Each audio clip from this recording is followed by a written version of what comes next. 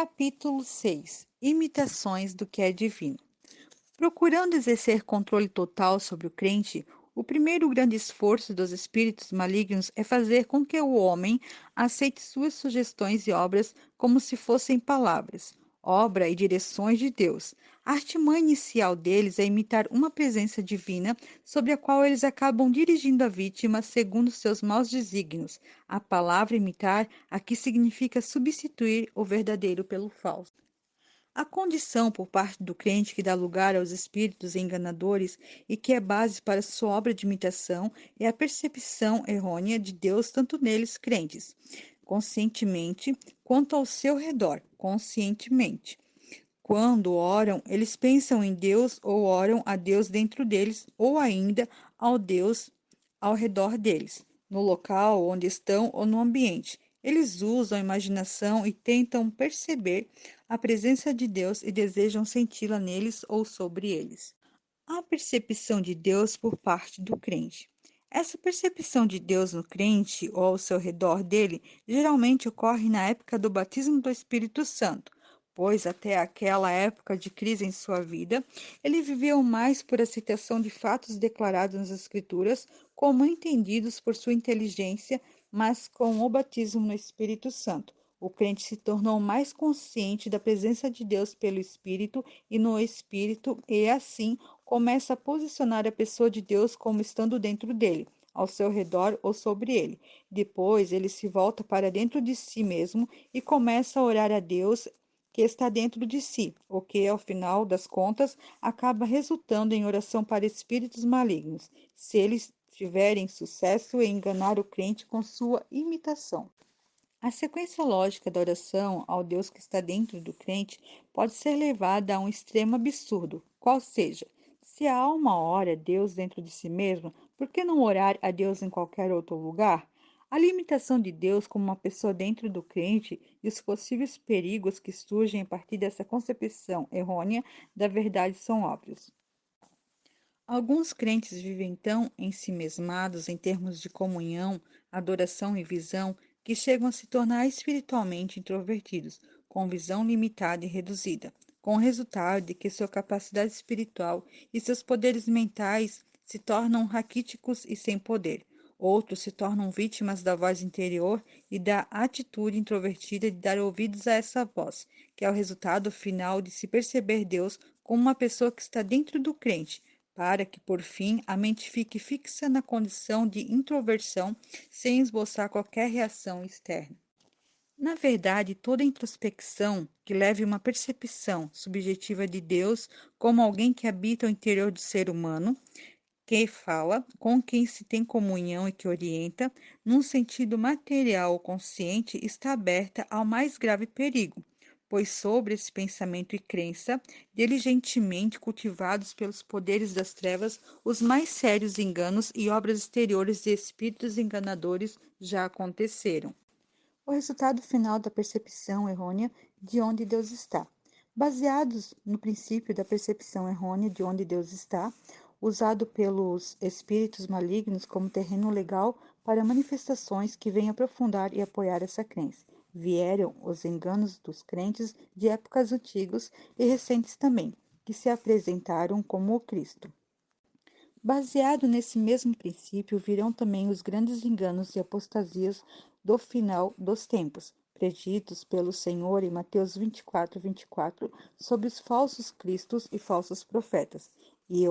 Eu sou o Cristo dos líderes de grupos de crentes desviados e os milhares de outros que foram mandados para hospícios, embora não fossem absolutamente loucos.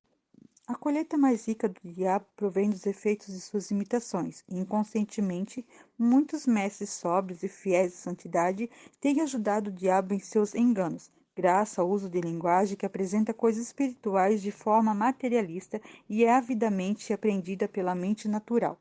Aqueles que posicionam Deus pessoal e completamente neles mesmos fazem de si, por suas afirmações, na prática, pessoas divinas. Deus não habita de forma completa em homem algum. Ele habita naqueles que o recebem por meio do seu próprio Espírito comunicado a eles. Deus é Espírito, e a mente e o corpo não podem ter comunhão com o Espírito, O uso dos sentidos por meio de sentimentos ou desfrute físicos consciente de alguma presença supostamente espiritual não se constitui na verdadeira comunhão de espírito com o espírito que o Pai requer daqueles que o adoram. João 4:24. Deus está nos céus. Cristo, o homem glorificado, está nos céus. A localização do Deus que adoramos é de suma importância.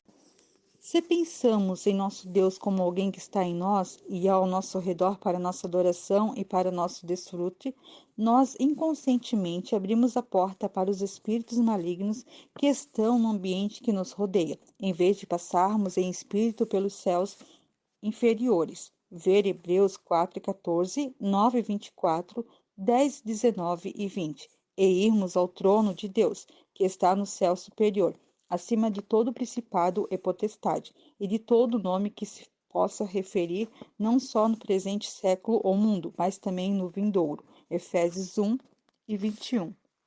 A verdadeira habitação de Deus. A palavra de Deus é muito clara nesse ponto. Precisamos apenas ponderar em passagens como Hebreus 1:3, 2:9, 4:14-16, 9:24 e muitos outros para ver isto. O Deus a quem adoramos, o Cristo a quem amamos, está nos céus, e à medida que nós chegamos a Ele lá pela fé, compreendemos nossa união com Ele em espírito lá, que nós também somos ressuscitados com Ele e nos assentamos com Ele acima do plano dos céus inferiores, no qual os poderes das trevas reinam, e assentados com Ele podemos então ver esses poderes sob seus pés. Efésios 1, 20, 23, 2 e 6. As palavras do Senhor registradas no Evangelho de João, capítulo 14, 15 e 16, mostram claramente a verdade a respeito de sua habitação no crente. O, em mim, do se estar com ele e nele em sua posição celestial. João 14, 20. É o fato para a fé e apreensão do crente e o eu em vós, falado para a companhia de discípulos e, portanto, ao corpo de Cristo como um todo. Ocorre como resultado da vida individual do crente. A união com a pessoa na glória resulta do fluir do seu espírito e sua vida no crente aqui na terra. Ver Filipenses 1:19. Em outras palavras, o subjetivo é o resultado do objetivo. O objetivo, Cristo no céu, é a base de fé para o recebimento subjetivo de sua vida e poder, pelo Espírito Santo de Deus. Cristo como uma pessoa no céu. O Senhor disse: Se permaneceres em mim, isto é, na glória, e as minhas palavras permanecerem em vós, pedireis o que quiserdes. João 15:7.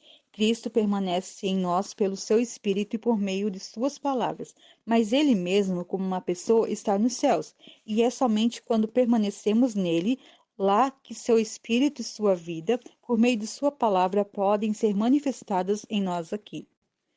Permanecer significa uma atitude de confiança e dependência da pessoa que está nos céus. Mas se a atitude for transformada em confiança e dependência de um Cristo que está dentro de nós, ele está realmente baseando-se numa experiência interior e num desvio de Cristo no céu, o que, na verdade, bloqueia o fluir de sua vida para dentro de nós e desassocia o crente da cooperação com Cristo pelo Espírito. Portanto, qualquer manifestação de uma presença no interior do crente não pode ser uma manifestação verdadeira de Deus, se tirar o foco do crente de sua atitude correta quanto a Cristo nos céus. Existe um verdadeiro conhecimento da presença de Deus, mas ele se dá no Espírito por meio de uma comunhão com Ele, que está dentro do véu. É um conhecimento de união espiritual e de comunhão com Deus que ergue o crente, por assim dizer, e o tira de si mesmo a fim de permanecer ou permanecer com Cristo em Deus. A presença falsificada de Deus é quase manifestada como amor, ao qual o crente se abre sem excitação, pois o amor preenche e sacia seu ser mais interior. Mas quem é enganado não sabe que, na verdade, se abriu a espíritos malignos na necessidade mais profunda de sua vida interior. Presença falsificada de Deus. Como os poderes das trevas falsificam a presença de Deus, para os que ignoram suas artimanhas, pode ser mais ou menos como se segue. Em algum momento, quando o crente está desejoso de sentir a presença de Deus, sozinho ou numa reunião, e certas condições são preenchidas, o inimigo sutil se aproxima, envolvendo os sentidos com um sentimento calmo e terno.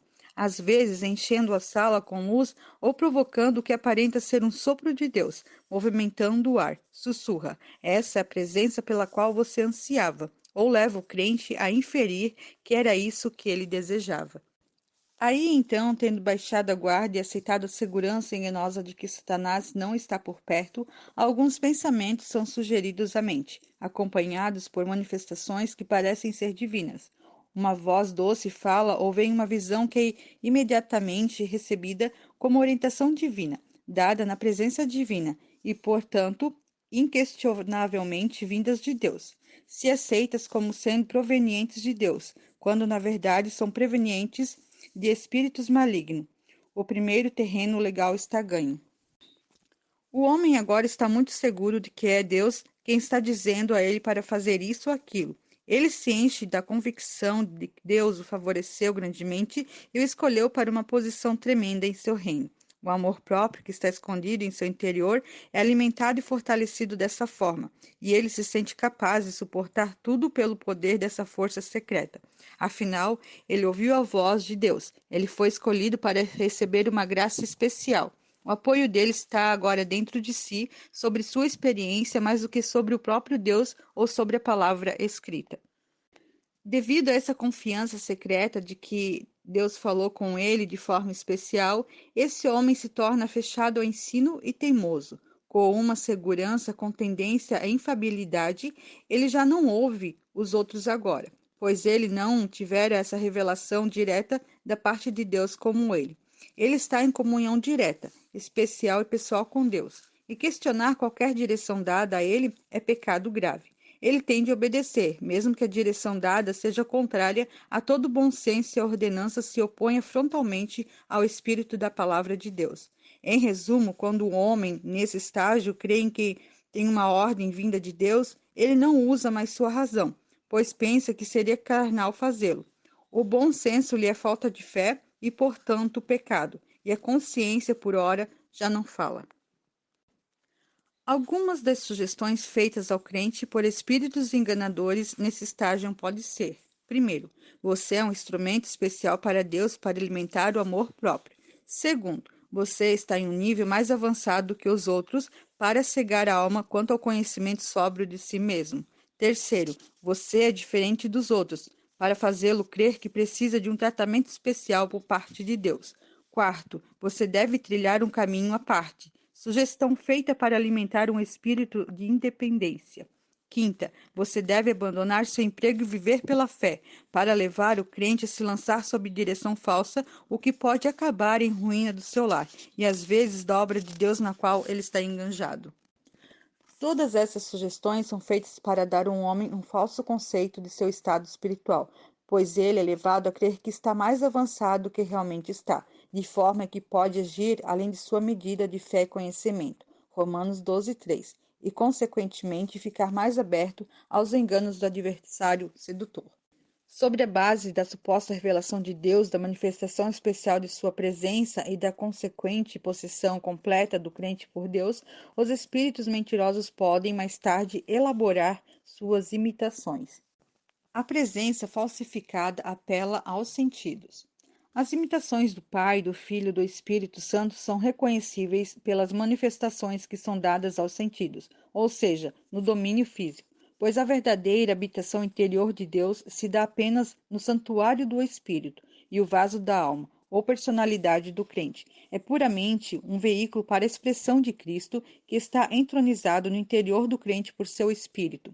Enquanto o corpo revigora pelo mesmo Espírito, é governado por Deus a partir das profundezas centrais do espírito humano, por meio do domínio próprio do homem que age por meio de sua vontade renovada. A imitação da presença de Deus é dada pelos espíritos enganadores que estão em ação na esfera física ou dentro do corpo, sobre os sentidos. Já vimos o início disso e como uma primeira base legal é ganha. A expressão se aprofunda pela repetição das manifestações aos sentidos tão gentilmente que o homem vai se entregando cada vez mais a elas, pensando que isso é verdadeira comunhão com Deus. Pois os crentes frequentemente veem a comunhão com Deus como algo que apela aos sentidos e não ao espírito. E aqui ele começa a orar a espíritos malignos, completamente convencido de que está orando a Deus. O domínio próprio ainda não está perdido, Mas à medida que o crente reage ou se entrega a essas manifestações conscientes, ele não sabe que sua vontade está sendo lentamente minada. Finalmente, por meio dessas experiências sutis e deliciosas, estabelece a fé do que o Espírito próprio de Deus está conscientemente possuindo o corpo, sendo estimulada por tremores e arrepios cheios de vida ou enchendo-o de calor e aconchego ou até de agonias, que se assemelham à comunhão com os sofrimentos de Cristo e peso pela alma, ou a experiência de morte com Cristo, com a sensação de pregos sendo introduzidos no corpo, etc. A partir desse ponto, os espíritos mentirosos podem trabalhar da forma que desejarem, e não há limite para o que eles podem fazer a um crente que foi enganado até esse ponto. Falsas manifestações de obras divinas no corpo. Após isso, falsas manifestações da vida divina vêm rapidamente de formas variadas: movimentos no corpo, arrepios agradáveis, toques, um calor como de fogo em diferentes partes do corpo, ou sensações de frio ou tremores. Tudo aceito pelo crente como proveniente de Deus, mas na verdade mostrando de que forma completa o espírito enganador invadiu o corpo desse crente, pois há uma distinção entre as manifestações de espíritos malignos com o corpo e com a mente e no corpo e na mente do crente, embora, quando eles estão realmente no interior do crente, possam fazer parecer como se estivessem do lado de fora, tanto em influência como em ações. Quando os espíritos malignos estão realmente fora e desejosos de entrar, eles trabalham por sugestão repentina, o que não é funcionalmente normal da mente, mas são sugestões que vêm de fora, lampejos de memória, novamente contrários ao funcionamento normal da memória, pois vêm de fora toques ou puxões nos nervos, sensações de vento soprando de correntes de ar, etc. Os efeitos da entrada de espíritos malignos no corpo. Quando espíritos malignos estão dentro da pessoa, todo o corpo é afetado, às vezes com as sensações agradáveis já citadas, mas outras vezes com dores na cabeça e no corpo sem causa física. Ou então, agindo de forma tão natural que o sobrenatural não pode ser claramente notado, como a aceleração do batimento cardíaco que aparenta ser palpitação, e outras vezes agindo com as causas físicas de modo que a parte tem base natural e parte é proveniente de forças malignas.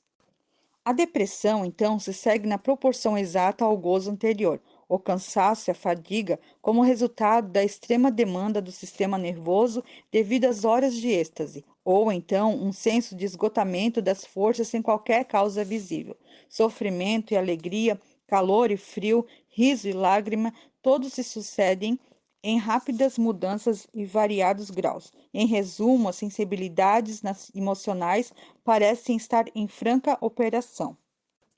Os sentidos estão em alerta e controlam totalmente a pessoa, independente de sua vontade, ou então eles aparentam estar sob controle, para que a presença do espírito maligno possa ser oculta do crente, sendo suas obras cuidadosamente medidas para se adequarem à vítima que foi tão bem estudada, pois ele sabe que não deve fazer nada além do programado, para não levantar suspeita sobre a causa das anormalidades nas emoções e nas partes sensíveis do corpo. É perfeitamente compreensível que, mais cedo ou mais tarde, a saúde de quem é enganado por todo esse jogo no corpo e na mente seja afetada. Daí a exaustão que tão frequentemente se segue a experiências anormais, ou então um alívio rápido da atenção por uma parada repentina de todos os sentidos conscientes e aparente retirada da presença consciente de Deus, seguida por uma completa mudança de tática por parte dos espíritos enganadores no corpo, que podem agora se voltar contra sua vítima com terríveis acusações e fardos de cometido o pecado imperdoável, produzindo uma angústia e um sofrimento tão profundos como a alegria celestial que ele havia experimentado. Confissões compulsórias de pecado. Nesse ponto, os espíritos malignos podem forçar o homem a fazer confissões de todo tipo, ainda que públicas e dolorosas, o que ele espera que resulte no retorno à experiência anterior de gozo aparentemente perdida, mas é tudo em vão. Essas confissões, instigadas por espíritos enganadores, podem ser reconhecidas por seu caráter compulsório.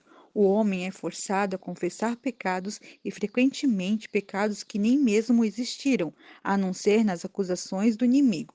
Já que esses cristãos não têm conhecimento de que espíritos malignos podem levar o homem a fazer o que aparenta ser mais meritório, aquilo que as Escrituras declaram ser a única condição para a obtenção do pecado, ele se sujeita a essa direção sobre si, simplesmente para obter o alívio.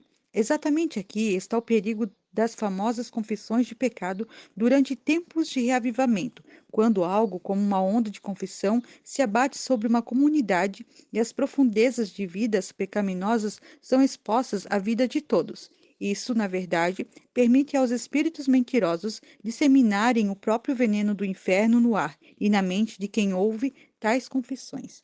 A verdadeira confissão de pecado. A verdadeira confissão de pecado deve vir de uma convicção profunda e não por compulsão, e deve ser feita somente a Deus. Se o pecado é conhecido somente por Deus, ao homem pessoalmente, em particular, quando o pecado é contra o homem, e ao público somente quando o pecado é contra toda a igreja. A confissão nunca deve ser feita sob o impulso de qualquer emoção compulsória, mas deve ser o ato deliberado da vontade, escolhendo o que é certo e pondo as coisas em ordem de acordo com a vontade de Deus. O fato de que o reino de Satanás lucra com confissões públicas é evidente pelas artimanhas que o inimigo usa para forçar os homens a fazê-las. Os espíritos malignos levam o homem a pecar e depois o impelem a confessar publicamente seu pecado que eles mesmos o forçaram a cometer, em oposição ao caráter desse homem, com a finalidade de tornar esse pecado um estigma sobre ele para o resto de sua vida.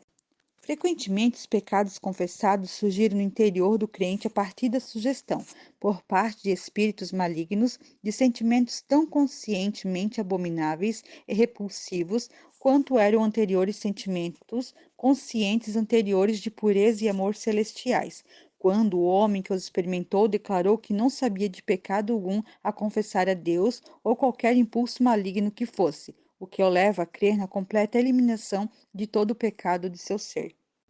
Em resumo, as manifestações falsas da presença divina no corpo, por meio de sentimentos agradáveis e celestiais, podem ser seguidas por sentimentos falsos de coisas pecaminosas, completamente repugnante à vontade e pureza central do crente, que agora é tão fiel a Deus em seu ódio ao pecado quanto nos dias em que se deleitava na sensação de pureza dada conscientemente ao seu corpo. O espírito enganador que está possuindo o corpo do crente pode agora revelar sua malignidade por ataques de aparentes doenças ou dor aguda sem causa física alguma, falsificando ou produzindo definhamento, febre, estafa nervosa e outras doenças, pelas quais a vida da vítima pode ser perdida, a menos que as obras dos assassinos que estão agindo sob ordem de Satanás sejam discernidas e tratadas por meio de oração contra eles, bem como o corpo físico receba o tratamento natural de que necessita. Orientações falsas. Orientações falsas é um dos frutos da possessão do corpo que o enganador obtém por meio de trapaça. Muitos crentes acham que a orientação ou direção de Deus ocorre somente por meio de uma voz que diz: faça isso ou faça aquilo, ou por um movimento ou um impulso compulsório, sem levar em consideração a ação ou a vontade do homem.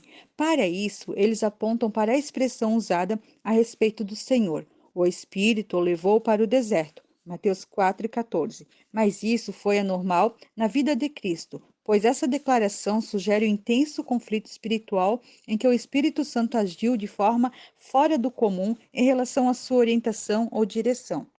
Temos outro exemplo desse mover intenso no Espírito do Senhor Jesus em João 11:31, quando, agitando-se novamente em si mesmo, ele foi até o túmulo de Lázaro. Em ambos os exemplos, ele estava para ter um conflito direto com Satanás. No caso de Lázaro, com Satanás como príncipe da morte, a agonia no Getsemane era também do mesmo tipo.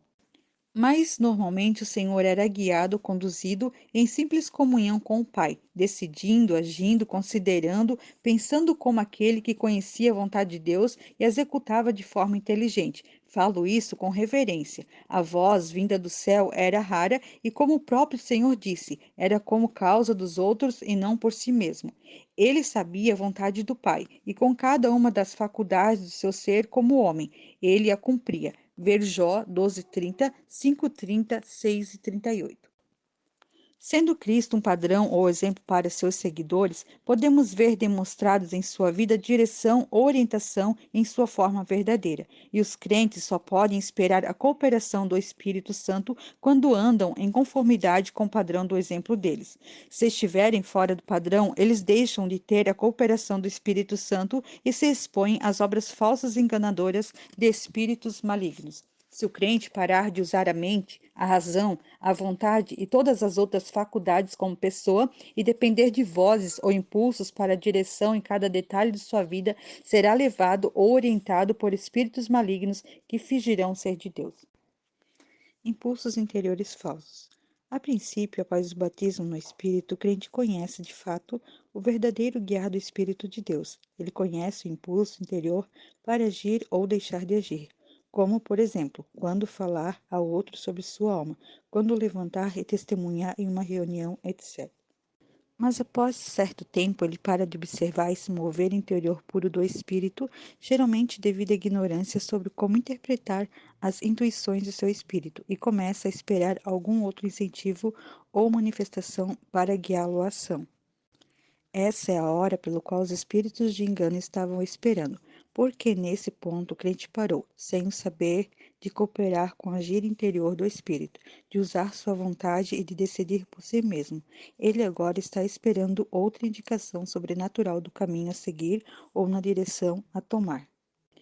Ele tem de ser uma orientação de algum modo, algum texto, alguma indicação, alguma circunstância providencial, etc. Essa é a grande oportunidade para que um espírito enganador ganhe a fé e a confiança desse cristão. E então, alguma palavra ou palavras lhe são sussurradas suavemente, exatamente de acordo com o impulso interior que ele teve, a qual, porém, foi incapaz de reconhecer como proveniente de outra fonte que não o Espírito Santo, o qual age por meio de impulso ou constrangimento interiores profundos no espírito.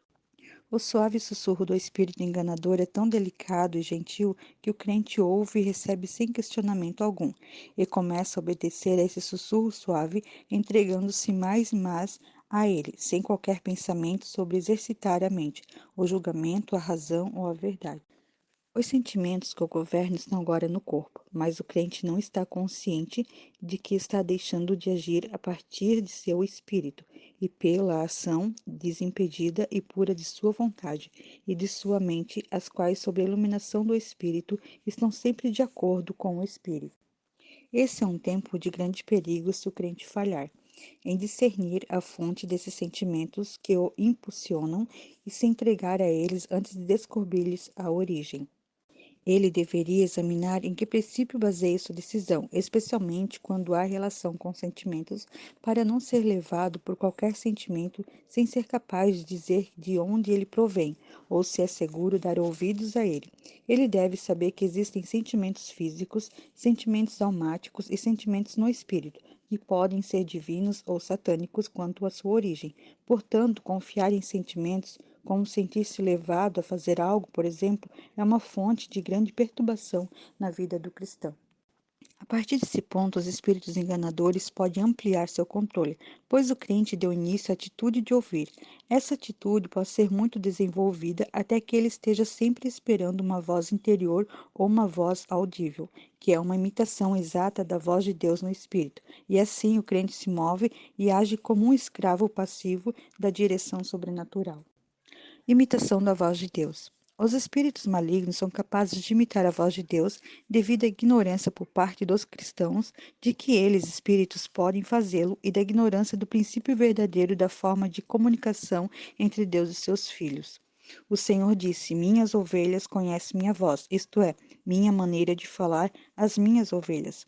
Ele não disse que essa voz era audível ou que essa voz dava direções que deveriam ser obedecidas em detrimento da inteligência do crente. Mas, pelo contrário, a palavra conhece indica o uso da mente, pois, embora haja conhecimento no espírito, ele deve alcançar a inteligência do homem para que o espírito e a mente estejam de acordo. A questão se Deus fala hoje em dia por sua voz direta de forma audível ao homem precisa ser considerada nesse ponto. Um estudo cuidadoso das epístolas de Paulo, que contém exemplificação exaustiva da vontade de Deus para a Igreja, o corpo de Cristo, como os livros de Moisés continham a vontade e as leis de Deus para Israel. Parece tornar isso claro, que Deus, tendo falado a nós em seu Filho, Hebreus 1:1, não mais fala por meio de sua própria voz direta ao seu povo. Parece ficar claro também que, desde a vinda do Espírito Santo para guiar a Igreja de Cristo a toda a verdade, ele não mais emprega com frequência anjos para guiar ou falar a seus filhos. O ministério dos anjos. Os anjos são enviados para servir aqueles que hão de herdar a salvação, Hebreus 1:14, mas não para tomar o lugar de Cristo ou do Espírito Santo. O Apocalipse parece mostrar que essa ministração dos anjos aos santos na terra é uma ministração de guerra no mundo espiritual contra as forças de Satanás, mas há pouca indicação dada sobre o ministério dos anjos de outras formas. Após a primeira vinda de Cristo, quando houve grande atividade angelical sobre o maravilhoso invento de Paulo, trazendo o primogênito da nova raça, Romanos 8:29, à terra habitada, Hebreus 1:6, e novamente na vinda do Espírito Santo no dia de Pentecoste, a fim de iniciar sua obra de formar um corpo semelhante ao cabeça ressurreto e durante os primeiros anos da Igreja. O uso de anjos em comunicação direta e visível com os crentes parece ter dado lugar à obra e ministério do Espírito Santo.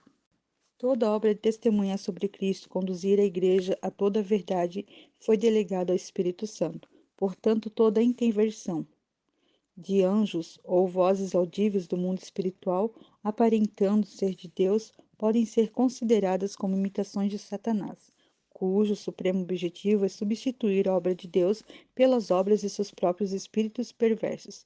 Em todo caso, é melhor e mais seguro, nesses dias de perigo, manter-se no caminho de fé e confiança no Espírito Santo de Deus, agindo por meio da palavra de Deus.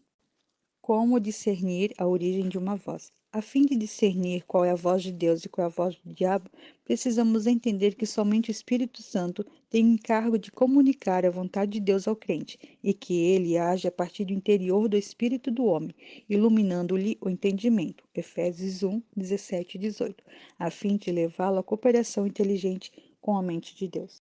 O propósito do Espírito Santo é, em resumo, a completa renovação do redimido, no espírito, na alma e no corpo. Ele, portanto, dirige toda a sua operação para a libertação de cada faculdade e nunca, de forma alguma, procura dirigir um homem como uma máquina passiva, nem mesmo para o bem. O Espírito opera no homem para capacitá-lo a escolher o bem e fortalecer para agir, mas nunca, nem mesmo para o bem, embota ou incapacita a agir livremente. De outra forma, ele estaria anulando o próprio propósito da redenção de Cristo no Calvário e o propósito de sua própria vinda.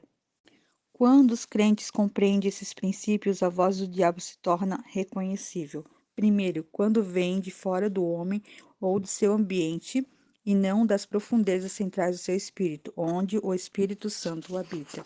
Segundo, quando é imperativa e persistente, exigindo ação urgente sem tempo para raciocinar a respeito ou pensar de forma inteligente o assunto em questão. Terceira, quando é confusa e cheia de exigências de forma que o homem é impedido de pensar, pois o Espírito Santo deseja que o crente seja inteligente, um ser responsável com uma escolha, e não o deseja confundir de forma a torná-lo incapaz de chegar a uma decisão. O falar dos espíritos malignos podem também ser uma imitação do falar interior do homem próprio, como se ele mesmo estivesse pensando por si só, e, no entanto, sem ação concentrada da mente. Por exemplo, um comentário persistente e incessante acontecendo em algum lugar de seu interior, independente de sua vontade ou da ação da mente, sobre suas próprias ações ou as ações de outros, dizendo coisa como: você está errado, você nunca está certo, Deus rejeitou você, você não pode fazer isso, etc. Como discernir a origem de textos falados de forma sobrenatural? A voz do diabo como anjo de luz é mais difícil de se discernir, especialmente quando vem com sequências maravilhosas de textos que fazem com que pareça ser a voz do Espírito Santo. Vozes exteriores, tanto de Deus como de anjos, podem ser rejeitadas, no entanto. O crente pode ser enganado por enxurradas de textos que pensa serem de Deus. Nesse caso, o discernimento precisa do conhecimento de mais fatos como os que seguem. Primeiro, o crente se apoia nesse texto a parte do uso de sua mente ou da razão, isso indica passividade. Segundo, esses textos são como muleta para ele que minam sua confiança no próprio Deus ou enfraquece seu poder de decisão e correta autoconfiança. Terceiro, esses textos influenciam-no e fazem-no se sentir superior e inchado como sendo especialmente guiado por Deus? Ou o esmagam e condenam, levando-o ao desespero e à condenação, em vez de levá-lo a se relacionar com o próprio Deus no curso de sua vida, com um conhecimento aguçado e crescente do certo e do errado, obtido a partir da palavra escrita de Deus pela luz do Espírito Santo?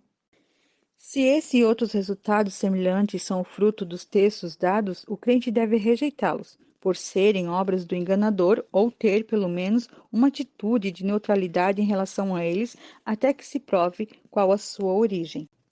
A voz do diabo diferenciável da voz de Deus pode também ser conhecida por seu propósito e resultado.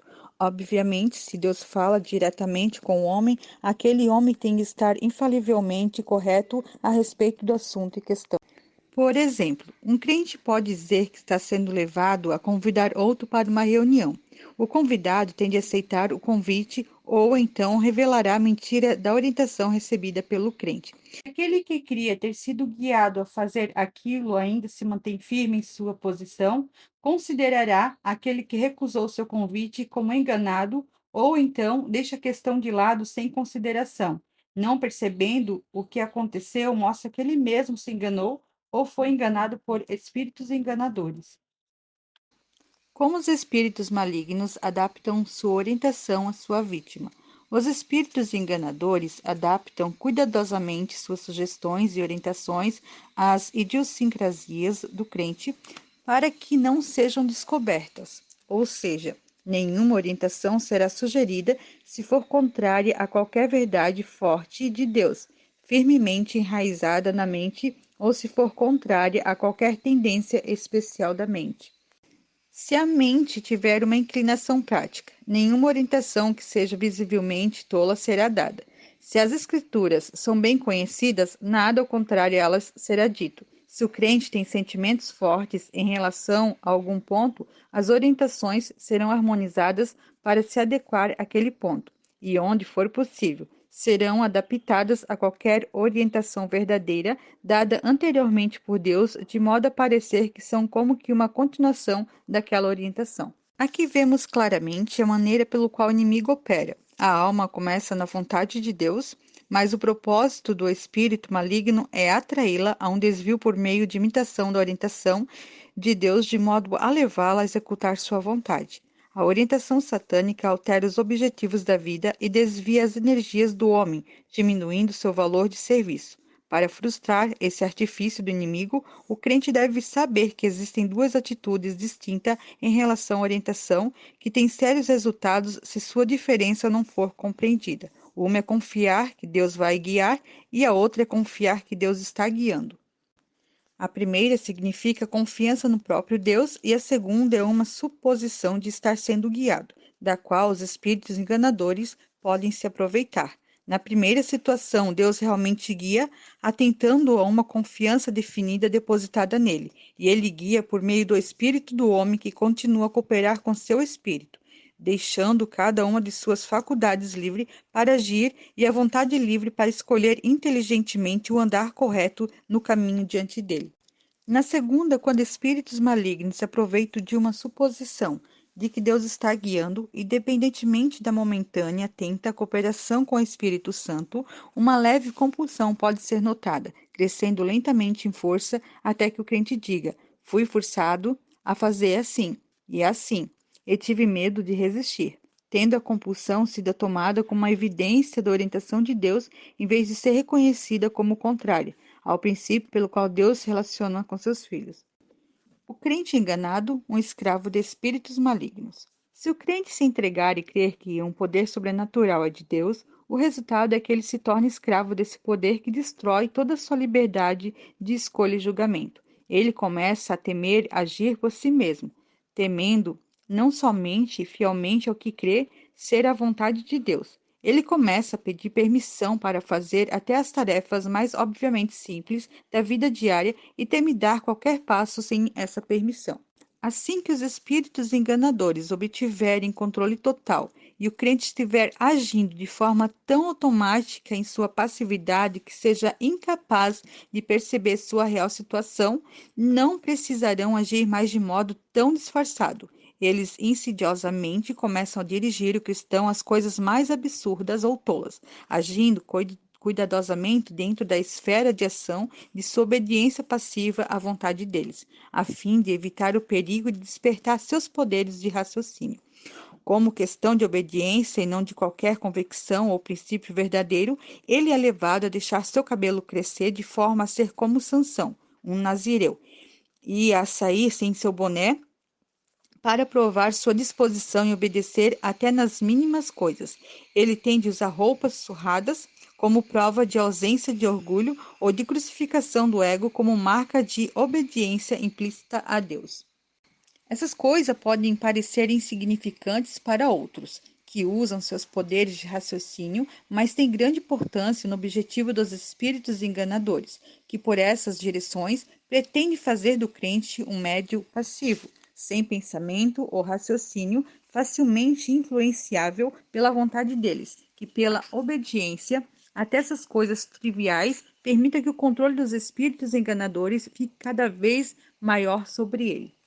Quando essas ações tolas e absurdas são publicamente visíveis, os espíritos de engano sabem que conseguiram destruir o testemunho do homem enganado aos olhos das pessoas sóbrias, mas há uma grande quantidade de crentes fervorosos conhecidos na igreja em geral, que não são levados a tais extremos de ação exterior. No entanto, são igualmente guiados de forma errada ou escravizados por ordens sobrenaturais a respeito de comida, roupa, maneira de agir, etc., que eles pensam ter recebido de Deus.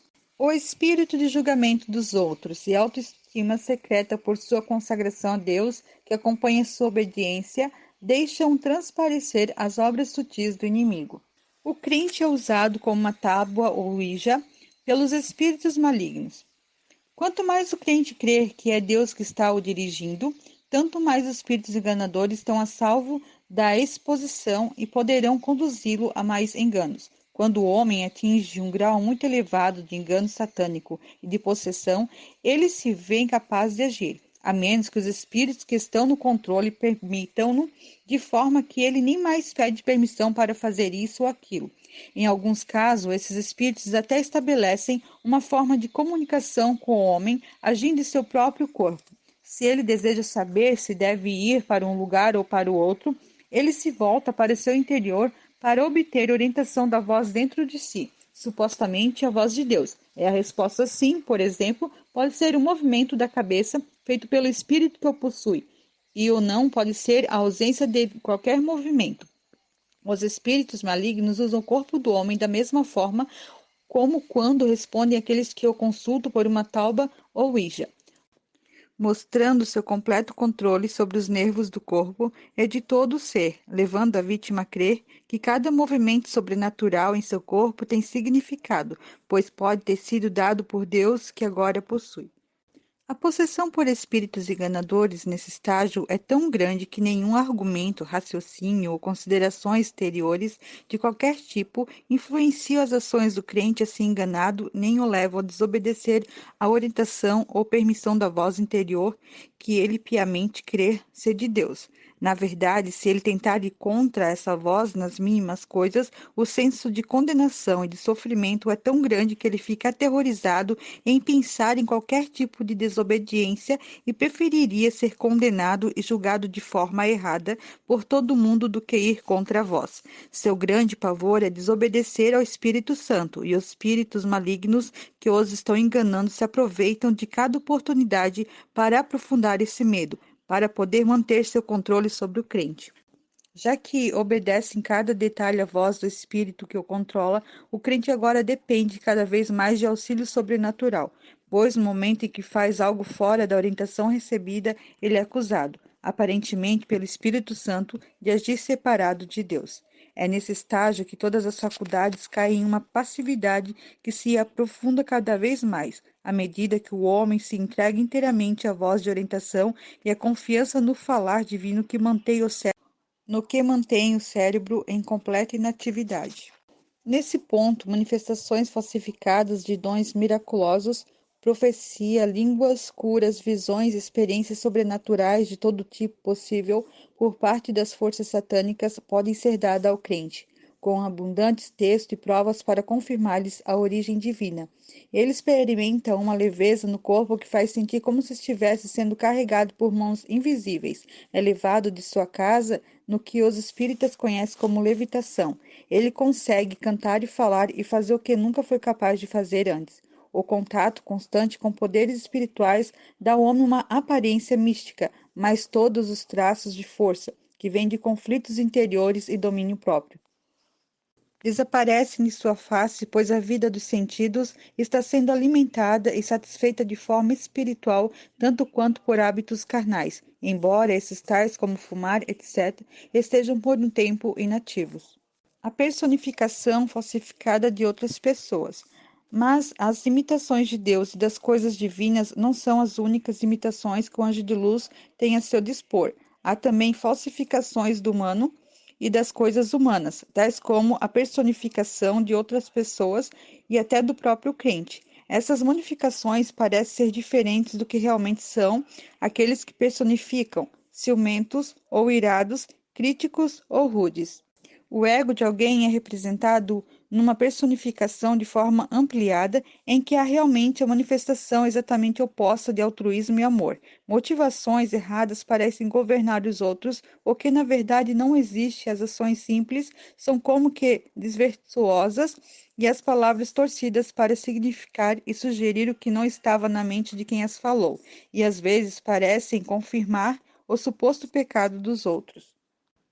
Pessoas do sexo oposto podem ser personificadas para um crente em tempos de oração ou de lazer, tanto numa forma repulsiva como bela, com o objetivo de trazer à tona vários elementos dormentes na esfera humana, desconhecidos pelo crente inocente. Às vezes, a razão apresentada para a personificação é que ela é para oração ou companheirismo ou comunhão espiritual nas coisas de Deus. Quando a base de ação que os espíritos mentirosos têm é no corpo, a representação falsa de outras pessoas que eles fazem pode se dar no campo das paixões e afeições, procurando trazer à tona e alimentar esses sentimentos na pessoa possuída. As expressões faciais, a voz, a presença deles aparentam ter sido afetadas da mesma forma. Isso é acompanhado por um amor falso ou atração em relação ao outro, juntamente com o desejo doloroso por estar em sua companhia, que quase domina a vítima.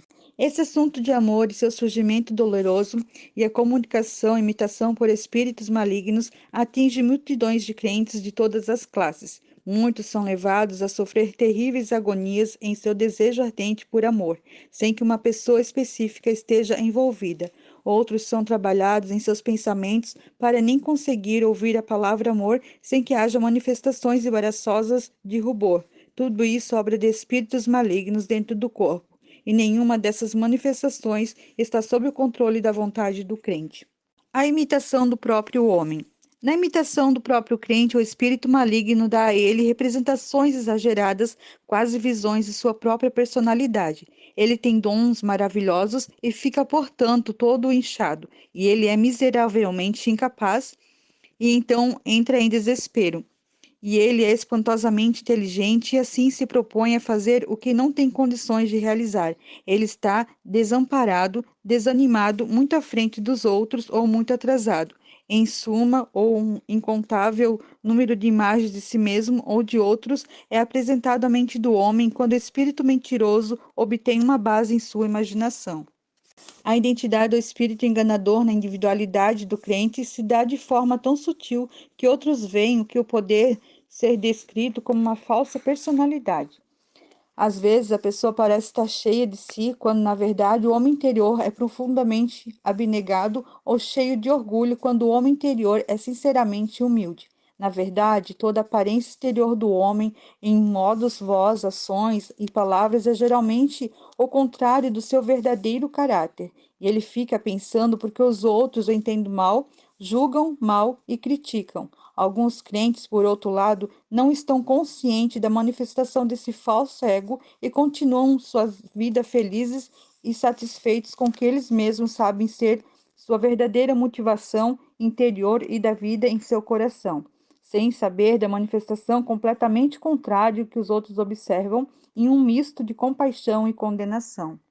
A falsa personalidade causada por espíritos malignos em possessão pode também se dar de forma bela, a fim de atrair ou desviar outros de várias maneiras, todas sem que a pessoa ou a vítima saibam. Isto é, às vezes chamada de paixão inexplicável, mas se fosse reconhecida e recusada como obra de espíritos malignos, essa paixão simplesmente acabaria. Isso tudo se dá de forma tão independente da vontade das pessoas envolvidas que a obra dos espíritos malignos pode ser claramente reconhecida, especialmente quando a suposta paixão se dá após experiências sobrenaturais. O resultado é a possessão devido à aceitação do que é falso.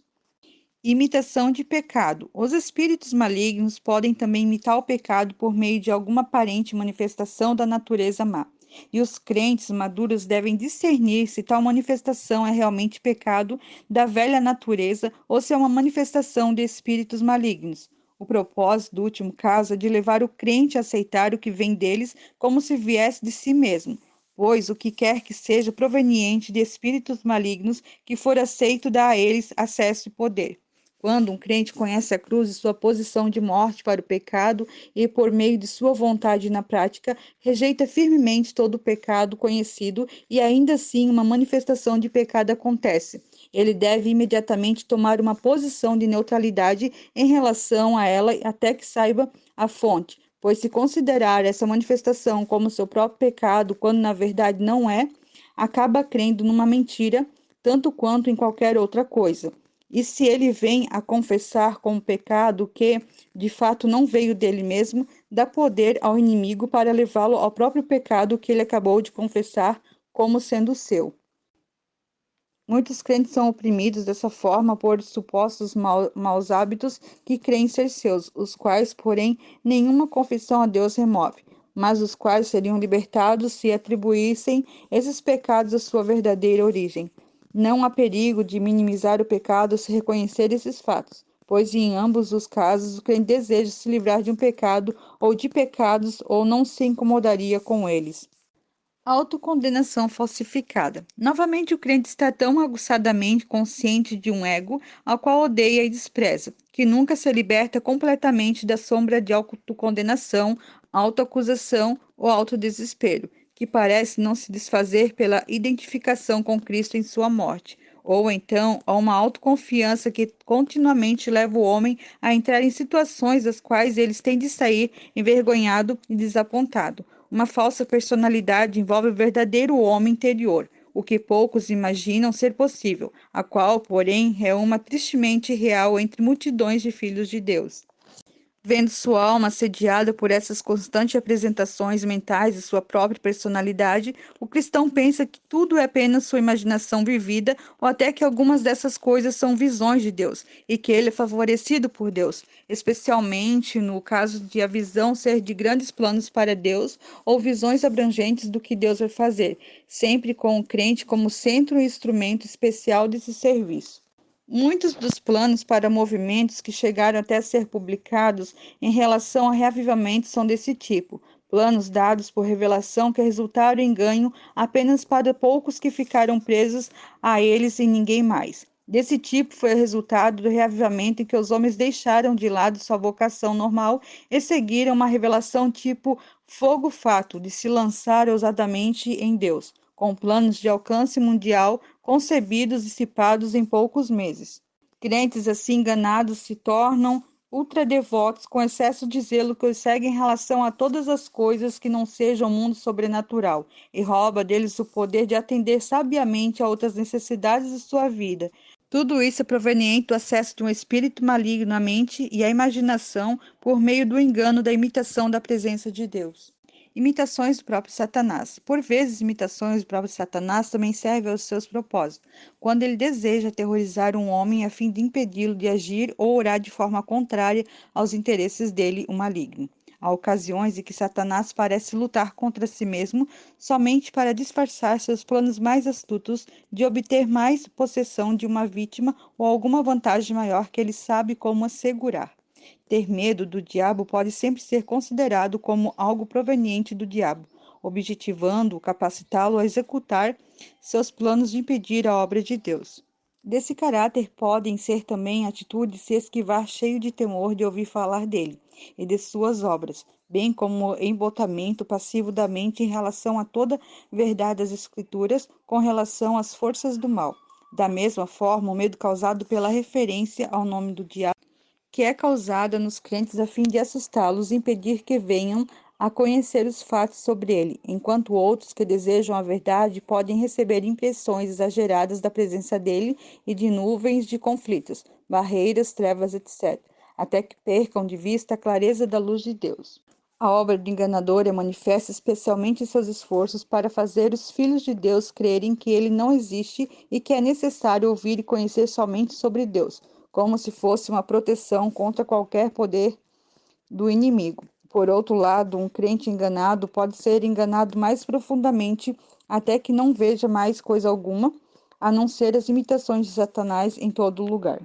Visões e manifestações sobrenaturais são uma fonte frutífera de lucro para os espíritos enganadores, pois eles ganham uma base forte em algum lugar da mente ou do corpo quando tais visões acontecem, especialmente quando o crente confia nessas experiências e as cita mais do que confia na palavra de Deus, e a cita, pois o objetivo do espírito maligno é tirar a palavra de Deus do lugar de rocha firme da vida do crente. É verdade que eles fazem referência e citam as Escrituras, mas geralmente apenas como garantia para as experiências e para fortalecer a fé, não em Deus, mas nas manifestações aparentes suas. Esse deslocamento secreto da fé na palavra de Deus para a fé nas manifestações de Deus, como se fossem mais confiáveis, é um engano muito sutil e eficiente do maligno e é facilmente reconhecido em um crente que tenha sido enganado dessa forma. Imitação de visões. Quando espíritos malignos são capazes de dar visões a um homem, temos aqui uma evidência de que eles já obtiveram terreno legal nele, seja cristão ou não. O terreno legal não é necessariamente algum pecado conhecido, mas algum tipo de passividade, de inatividade da mente, da imaginação e de outras faculdades. Essa condição essencial de inatividade passiva, como meio de se obter manifestações sobrenaturais, é bem compreendida por médios espíritas, clarividentes, pessoas que usam bola de cristais e outros, que sabem que a menor atividade mental rompe imediatamente o estado de clarividência. Os crentes que não conhecerem esses princípios essenciais podem, sem querer, preencher as condições para que espíritos malignos operem em sua vida. Ignorantemente induzem em estado passivo por acolher conceitos errôneos das verdadeiras coisas de Deus. Por exemplo, esses cristãos podem, primeiro, em tempos de oração, mergulhar num estado de passividade mental e quem pensam estar esperando em Deus. Segundo, deliberadamente desejar interrupção de toda atividade mental a fim de obter alguma manifestação sobrenatural quem crê em ser de Deus. Terceiro, praticar na vida diária uma atitude passiva quem pensa ser submissão à vontade de Deus. Quarto, entregar-se a um estado de negação do ego em quem não tem quaisquer desejos, necessidades, esperanças e planos, o que para eles representa uma entrega total a Deus com sua vontade depositada em Deus. Crentes podem desenvolver condições mediúnicas sem saber. Em resumo, os crentes podem desenvolver condições mediúnicas sem saber e os espíritos malignos aproveitam essa oportunidade para agir. Eles tomam todo o cuidado para não assustar o crente com coisa alguma, que ele possa abrir os olhos, mas ficam atentos para lançar mão de qualquer coisa que ele aceite sem questionamento. Eles podem personificar o Senhor Jesus da forma que mais atrai a pessoa, por exemplo, como um noivo para alguns, ou assentado no trono para outros, ou ainda vindo em grande glória. Eles podem personificar também os mortos para aqueles que sofrem a perda de seu ente querido. E já que os observam durante a vida e sabem tudo sobre eles, darão provas incontestáveis para confirmar os enganos no engano.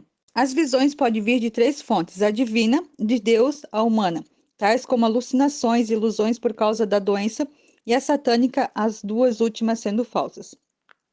As visões dadas por espíritos malignos descrevem também qualquer coisa sobrenatural apresentada à mente ou imaginação ou vistas por elas, sempre de dentro para fora, tais como quadros terríveis do futuro, textos apresentados como se fossem anúncios luminosos, visões de movimento com alcance mundial, tudo imitando a visão verdadeira do Espírito Santo dada aos olhos do entendimento, ou atitude normal e saudável de usar a imaginação.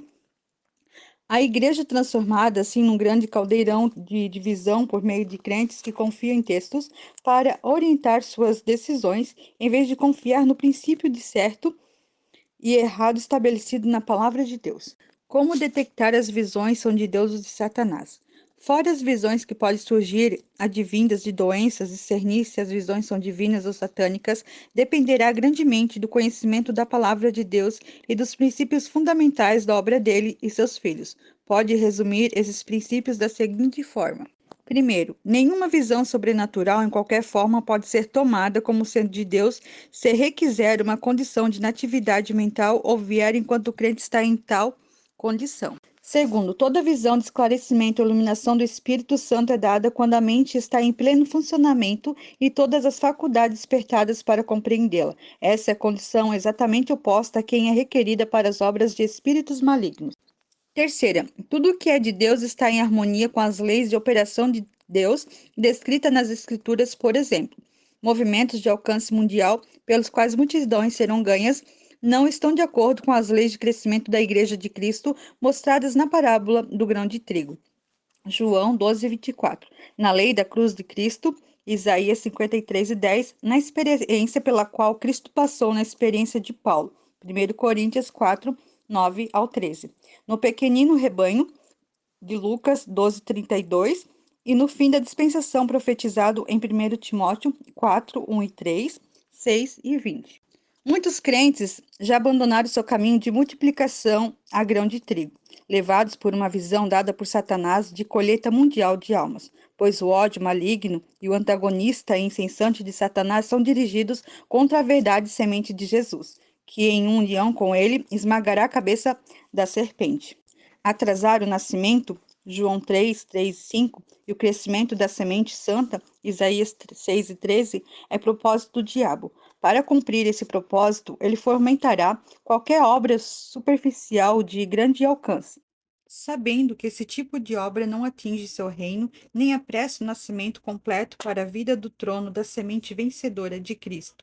O caminho seguro para os crentes no tempo do fim é a fé arraigada na palavra escrita como a espada do Espírito, para abrir caminho por entre todas as interferências e táticas dos poderes das trevas até o fim. Imitação de sonhos.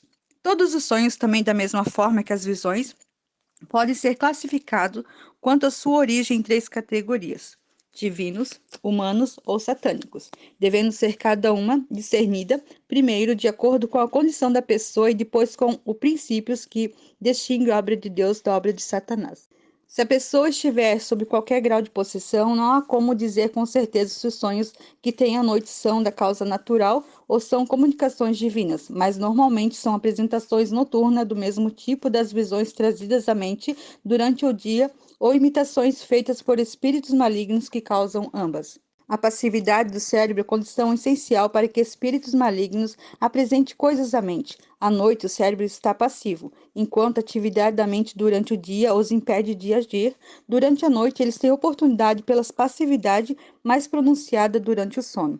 Os crentes que estão lutando contra a possessão e pela retomada do uso normal de suas faculdades mentais podem recusar essas apresentações noturnas por espíritos malignos de forma tão definitiva quanto recusam suas obras durante o dia, até que no devido tempo elas venham a cessar completamente.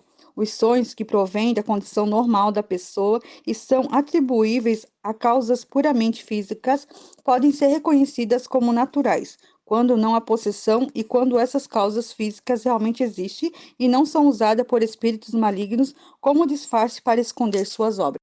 Além da condição da pessoa, o princípio que distingue o que é divino do que é satânico em relação a sonhos é, no primeiro caso, sua importância ou valor excepcional, Gênesis 37, 5 ao 7, e Mateus 1:20 e Mateus 2:12. E no último, o mistério, a absurdidade, a vacuidade e a tolice deles, etc. bem como os efeitos que causam na pessoa. No caso de sonhos de origem divina, quem os recebe fica normal, calmo, tranquilo e mantém seu raciocínio e a mente clara e aberta. No caso de sonhos de origem satânica, a pessoa fica orgulhoso ou pasmo, confusa e sem raciocínio. As apresentações noturnas dos espíritos malignos são frequentemente a causa de a mente ficar entorpecida e o espírito pesado pela manhã. O sono não traz descanso por causa do poder dos espíritos malignos, por meio da passividade da mente durante o sono, de influenciar a pessoa como um todo. O sono natural renova e revigora as faculdades e todo o ser. A insônia é, em grande parte, obra de espíritos malignos, adaptando suas obras à condição estafada da pessoa a fim de esconder e disfarçar seus ataques. Os crentes que estão abertos ao mundo sobrenatural devem guardar especialmente suas noites com oração e rejeição definida dos primeiros sinais de obras de espíritos malignos nessa linha de ação. Quando dizem "o Senhor me acordou" e colocam sua confiança nas revelações dadas durante o estado de semiconsciência, quando a mente e a vontade estão apenas parcialmente alertas para discernir as orientações ou revelações dadas a eles. Se esses crentes observarem os resultados de sua obediência a essas revelações noturnas, descobrirão muitos traços da obra de engano do inimigo.